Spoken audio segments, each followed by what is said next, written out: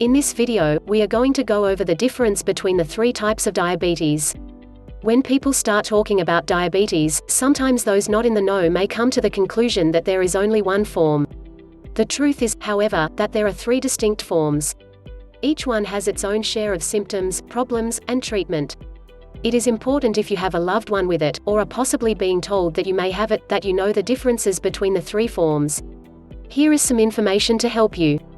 Before we go on, if you felt that this video is helpful, please hit the like and subscribe button and turn on the notification bell for my future videos so you won't miss out on any videos like this one. Diabetes is primarily a problem with the insulin in the body that normally helps to change the sugar that you consume into usable energy for your body's cells. Each of these three forms of diabetes presents a different problem associated with how the body uses or produces insulin. First, let's discuss type 1 diabetes. Type 1 diabetes is a problem that is believed to be caused by the body attacking itself.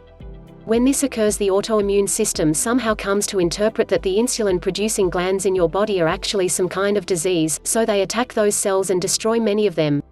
This attack often leaves the body without enough insulin-producing cells to be able to handle the amount of sugar regularly consumed.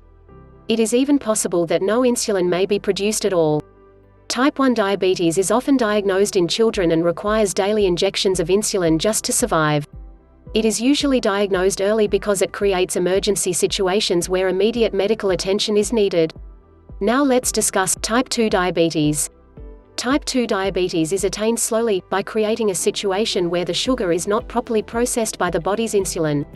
Not enough insulin is produced to be able to handle the sugar, and so it leaves a lot of sugar in the bloodstream.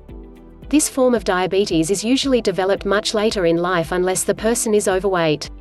This extra fat seems to help create a condition where diabetes can develop much faster, which is why younger people are now developing the disease.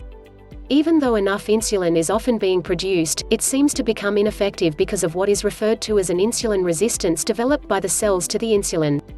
Oftentimes, someone with diabetes type 2 may not even know that he or she has it. There may not be any noticeable symptoms for a long time. Last but not least, let's discuss gestational diabetes. The third form of diabetes is called gestational diabetes. This occurs in some pregnant women who are further along in their term. Symptoms may suddenly appear, or they may not be there at all. This type of diabetes can remain during the rest of the pregnancy, and then disappear afterwards. A doctor will be needed to help the mother maintain her sugar levels, as well as to make sure that the baby is not having problems with sugar as well. It is possible that the mother may develop diabetes within 5 to 10 years later. Only about 5 to 8% of pregnant women develop this form of diabetes during their pregnancy. Until then, if you feel you may be at risk for diabetes, schedule an appointment with a doctor to be tested. And if you are already a diabetic patient, click the link in the description below to learn more about how you can potentially reverse your type 2 diabetes. Go and check out my other video right here explaining what diabetes is and how this chronic disease affects your body.